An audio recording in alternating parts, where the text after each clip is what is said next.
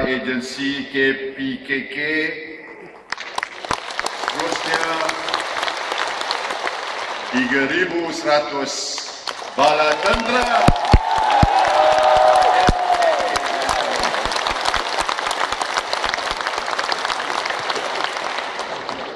Alhamdulillah, kita dapat bersama-sama pada petang ini. Dan saya ingin mengucapkan terima kasih kepada Datuk Seri Rais, Menteri Penerangan, Komunikasi dan Kebudayaan, kerana telah sudi menjemput saya dan beri peluang untuk bertemu dengan sekumpulan bala tentera, wira-wirawati,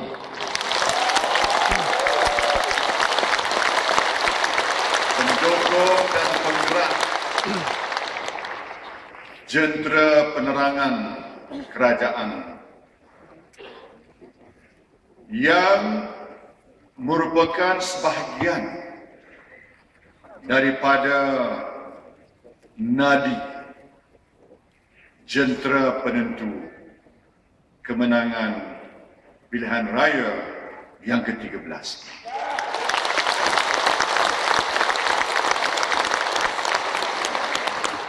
Saya berasa amat teruja sebenarnya. Sebab biasanya orang tepuk bila dah habis ucapan. Ataupun bila dia dengar ada poin yang sedap, dia tepuk. Tapi dengan tuan-tuan dan puan-puan pada petang ini, belum saya sempat lagi bercakap.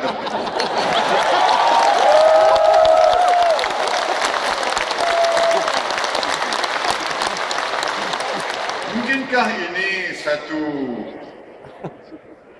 petanda bahawa tuan-tuan dan puan-puan sudah bertambah yakin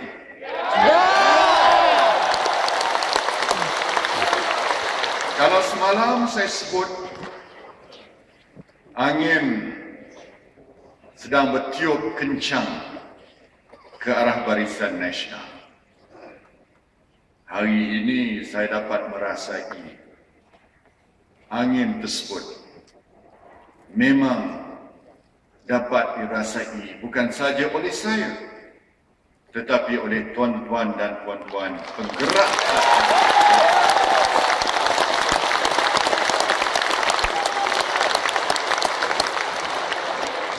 Saya tidak mahu rasa keyakinan ini berdasarkan pada semangat semata-mata. Saya ingin rasa optimis dan keyakinan yang kian bertambah ini berpaksi kepada realiti yang sebenarnya. Sebab kita pernah melalui pengalaman-pengalaman pada masa-masa yang lalu.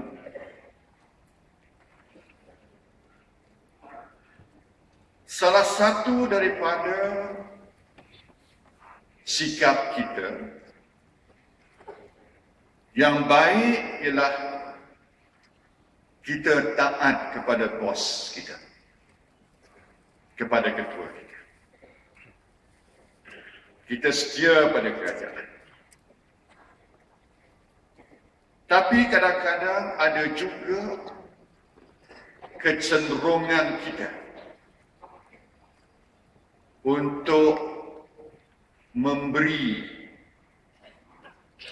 kegembiraan pada bos kita. Orang putih kata, we like to please our boss. Kalau kita suka untuk memberi kelegaan ataupun untuk meletakkan bos kita dalam keadaan yang dia rasa gembira, kalau langkah dan perbuatan itu berdasarkan kepada fakta yang sebenarnya, maka bos kita akan rasa seronok. Tapi lebih pada itu, bos kita pun selamat kedudukan dia.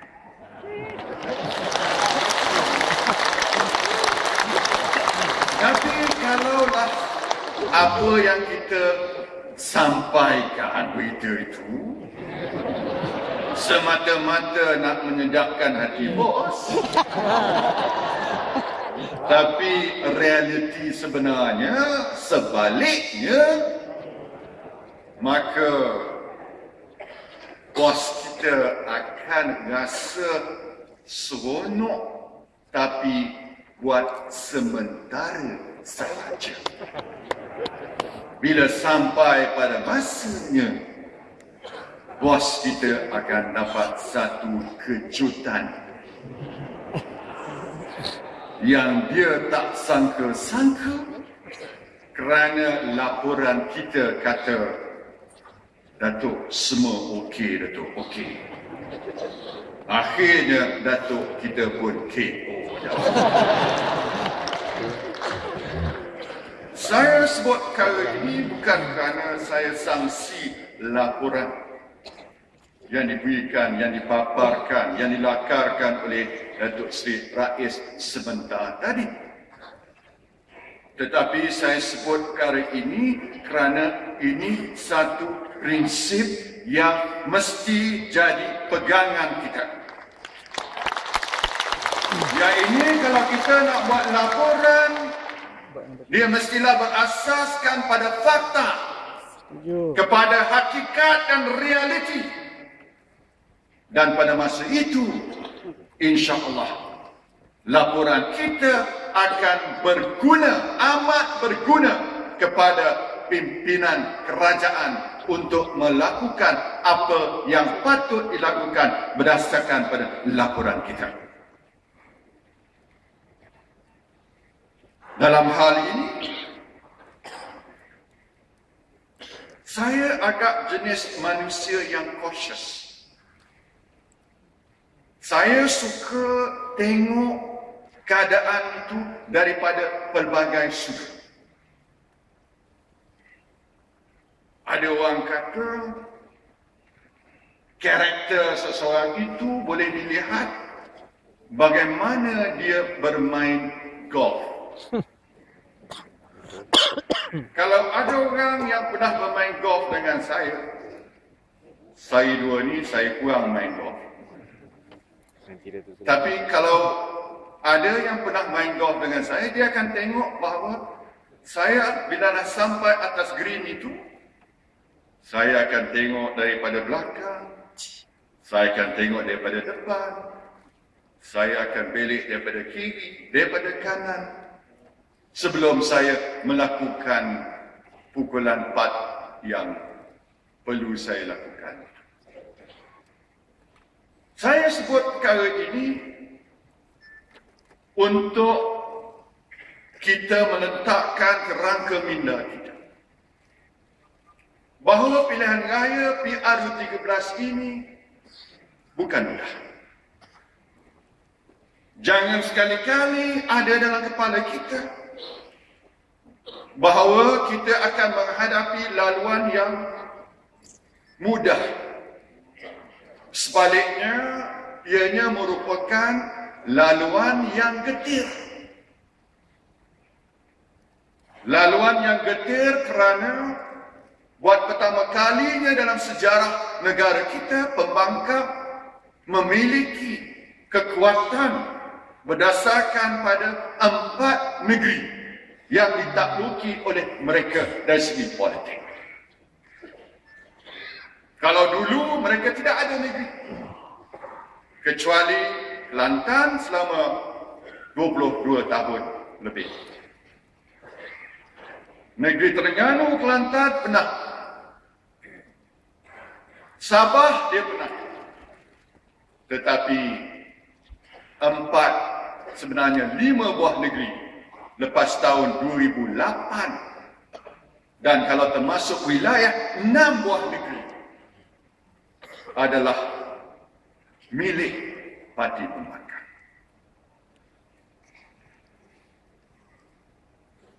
Dan kita lihat juga pembangkang agak mempunyai barisan yang committed dan serius juga dalam kerja mereka. Saya bangkitkan perkara ini bukan berarti bahawa kita tidak boleh mengalahkan mereka. Jangan salah faham. Tetapi saya nak bangkitkan supaya kita faham. Kita faham kekuatan kita. Kalau kita gunakan kaedah SWOT analysis, kita faham kekuatan kita. Kita tahu kekuatan musuh. Kita tahu kelemahan kita. Kita tahu kelemahan musuh. Sebab mengikut kepada Sun Tzu dalam buku Art of War, kalau kita tahu dan mengenali musuh, kekuatan dan kelemahan dia, kita tidak akan kalah dalam peperangan ini. Jadi kita mesti faham kekuatan mereka, kelemahan mereka dan kekuatan dan kelemahan kita. Yang kelemahan kita, kita perbaiki. Yang kekuatan kita, kita tambah lagi. Alhamdulillah saya dua ini, dalam tinjauan saya buat 2 pertimbangan sebenarnya. Yang satu pertimbangan kita buat polling. Pelbagai-bagai polling, termasuk curahan yang dibuat oleh Kementerian Penerangan yang dipaparkan oleh Datuk Seri Rais. Kita ada pelbagai-bagai pihak yang lain, sama ada dalam kerajaan maupun dalam yang dilakukan oleh pihak-pihak bebas. Saya juga buat tinjauan dari segi reaksi rakyat bila saya turun padang, bila saya buat lawatan. Saya tengok bila saya salam, saya tengok muka dia. Saya cuba tenung biji mata dia. Kalau boleh nak tengok ada dacing pada biji mata. Kalau tak dapat tengok dacing, kurang-kurangnya bila kita rasa salam tu, kalau ada karen, tak ada karen. Alhamdulillah. Saya dua ini nampaknya sambutan rakyat positif.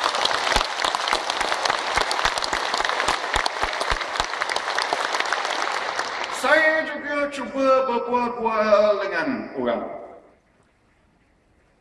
Cara gambar, cara kita buat dengan olahan yang terbaru ini tidak ada formality dan tidak ada protokol.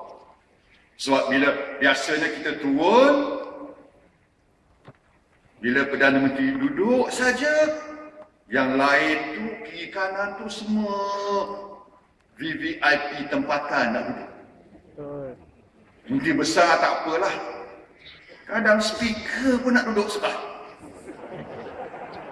Speaker yang tugasnya, yang tak boleh bercakap, yang tugasnya di dalam dewan pun nak duduk sebelah Perdana Menteri. Dan yang lain itu pun nak duduk sebelah. Tak ada peluang orang kampung, orang biasa nak duduk sebelah Perdana Menteri. Saya kata jangan buat. Saya kata, okey, Menteri Besar okey. Mungkin pemimpin tempatan seorang lagi. Menteri-menteri yang lain cuba jadi ketua kepala kepada meja lain. Biarlah menteri bercakap apa-apa. Kita ada peluang, cuba. Orang Pantai Timur kata jumpa seumur. Seumur. Tapi bila dah ada perhimpunan rakyat, bagilah rakyat biasa peluang.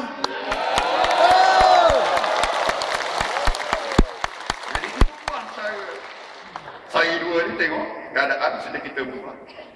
Saya duduk cakap, sembang. Dan 2 hari dulu di Port Dickson. Di Port Dickson, satu perhimpunan ramai. Saya kira dalam hampir 40,000 yang ada di Port Dickson. Depan saya ada ketua kampung orang Melayu seorang. Ada ketua kampung baru Cina. Ada kampung baru India seorang. Nama dia Maniam. Macam mana saya tahu nama dia Maniam? Sebab terpampang pada dada dia nama. Besar Maniam. Jadi saya tanya, Maniam, kali ini Barisan Nasional ada peluang tidak? Datuk, kali ini Barisan Nasional mesti menang. Ini cerita Maniam menceritakan.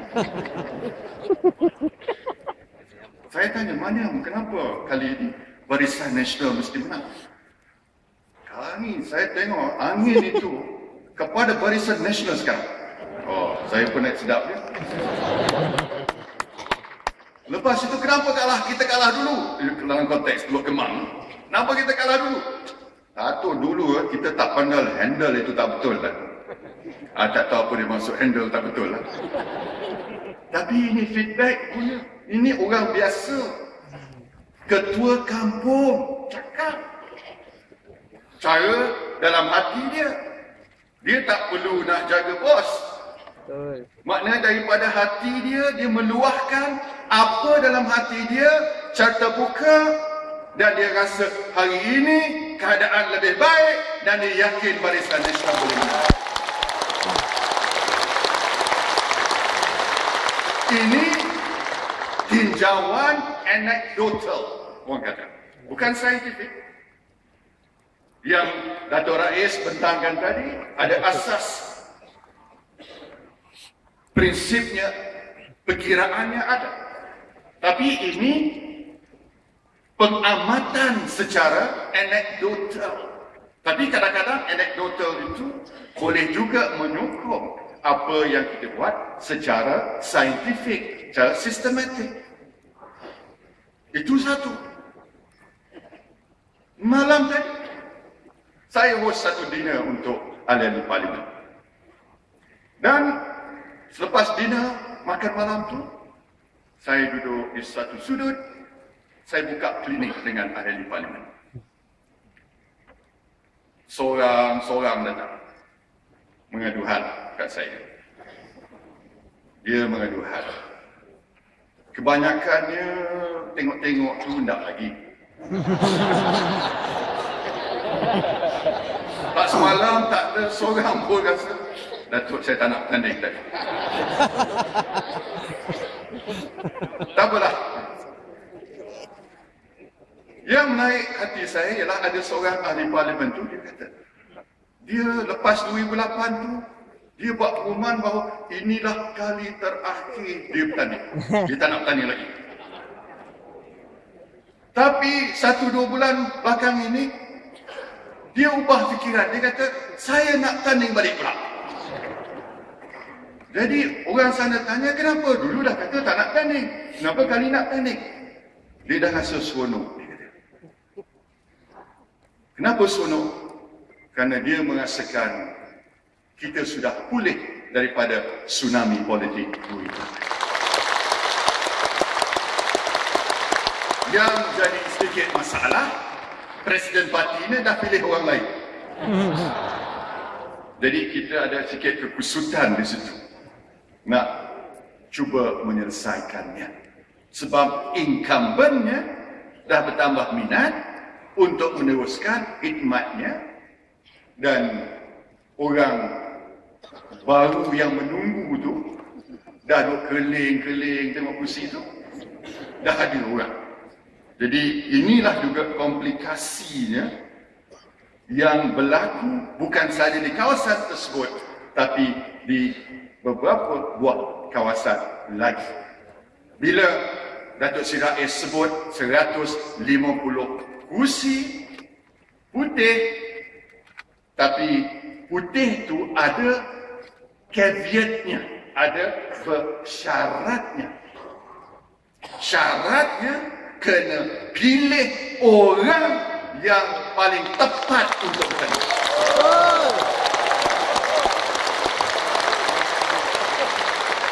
Kalau kita punya perkiraan tak betul, yang putih akan jadi kelabu, silap-silap akan jadi hitam. Betul tidak? Betul.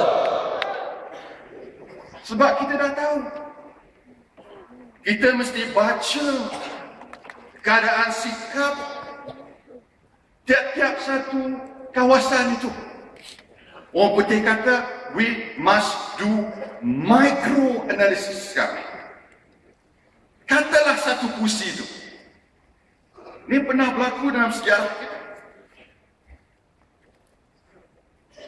Orang kita ni, dia fanatik sikit. Dia mesti anak tempatan bertanding. Ada satu kursi, kita suruh menteri bertanding. Tapi menteri itu tak dianggap sebagai anak tempatan dalam pilihan raya. 1999, menteri berkenaan gugus. Bila 2004, kita letak anak tempatan. Seorang wartawan saja. Kita menang selesa di kursi. Itu satu contoh. Satu contoh bagaimana dalam satu kursi kita mesti ada analisa yang tepat berkenaan dengan kawasan tersebut. Sebab orang kita ni kadang-kadang kita dalam satu kawasan tu bukan saja dia mesti dalam pada satu bahagian yang sama, daripada don yang sama pun. Oh, dia tak boleh, dia don lain, tapi bahagian sama. Itu pun dia ambil kira. Jadi kalau tidak ada pencaturan yang tepat, yang saya katakan tadi, yang putih boleh jadi kelabu. Jadi kita mesti ada pertimbangan tersebut. Kadang-kadang kita pun ada juga orang yang kita suka. Secara peribadi. Boleh jadi dia jadi kawan kita dah 30 tahun dalam politik. Kadang-kadang orang itu pegawai dalam pejabat kita sendiri. Dan akan timbul satu dilema kalau sekiranya orang berkenaan itu minat bertanding. Tetapi bacaan kita, kalau kita letakkan dia bukan merupakan winnable candidate. Dalam keadaan sedemikian, apa jawapannya? Apa jawapannya? Walhal kursi tersebut dalam 150 yang Datuk Rais kata putih, dia akan jadi hitam kalau kita letakkan non-winnable candidate. Walaupun winnable candidate itu rapat dengan kita secara peribadi. Dan mungkin kita merasakan dia patut, dia dah tunggu lama. Sekali terlepas, 2 kali terlepas. Kita rasa takkan 3 kali terlepas. Macam ada lagu, sekali tak apa, dia maafkan 2 kali. 3 kali, jangan 3 kali. Itu lagu Indonesia. Tapi inilah antara pertimbangan yang mesti kita buat. Yang saya katakan beban terberat sebenarnya. Inilah yang agaknya buat saya tak berapa jendela tidur malam-malam kadang-kadang. Sebab dia punya teori dan dia punya bacaan dah cukup cantik.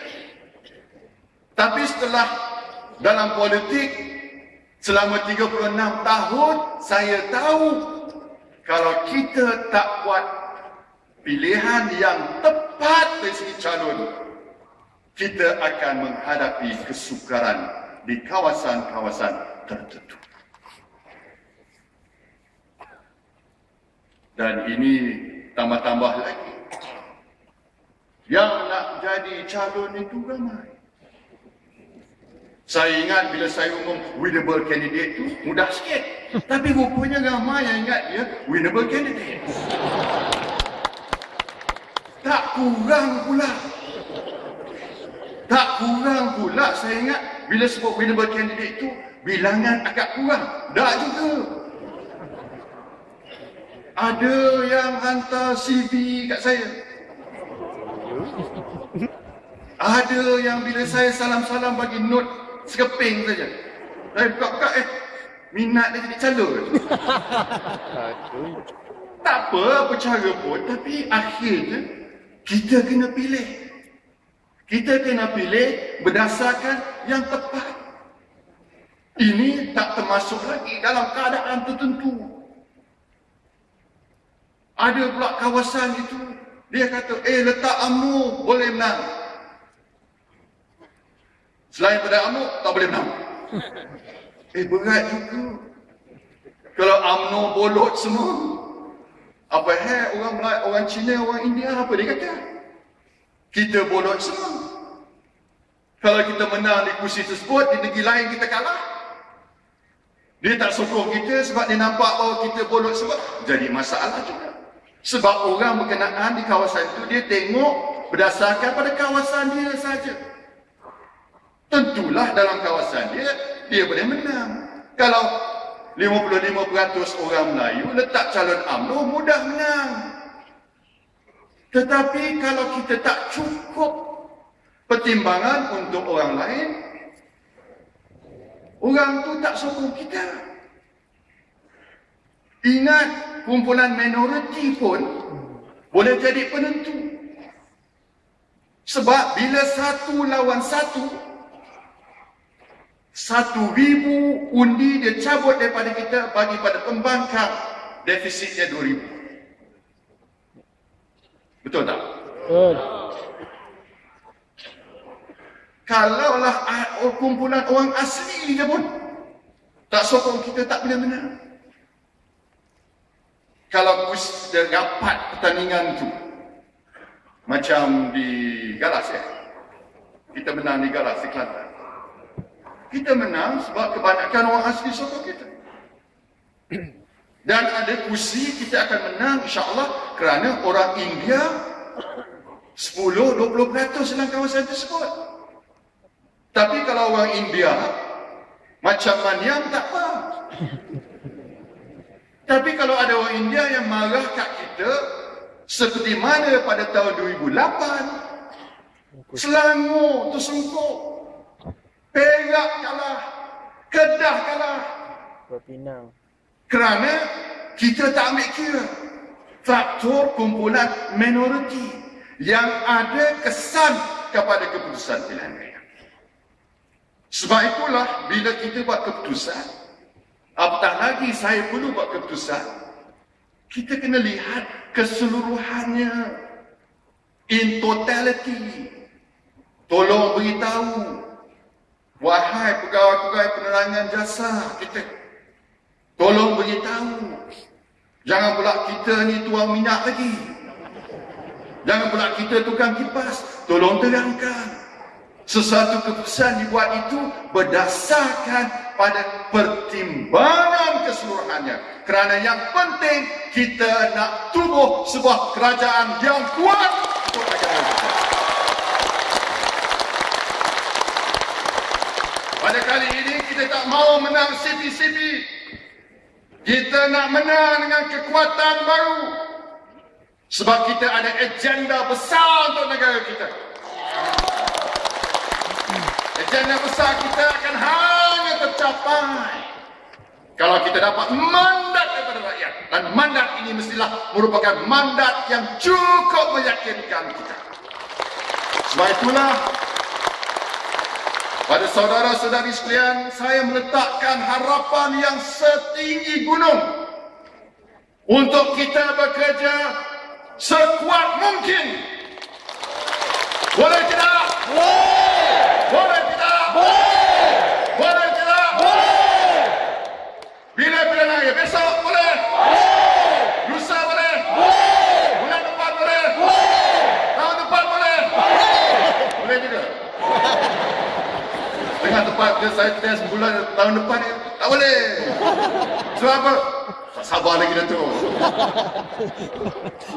Jadi itulah mesej saya pada tuan-tuan dan puan-puan. Saya tak payahlah Datuk Rais dah terangkan tadi ya, tentang kita punya dasar transformasi dan sebagainya. Tapi yakinlah perubahan besar sedang berlaku dalam negara kita. Yakinlah. Kalau kita kata real change is happening in this country.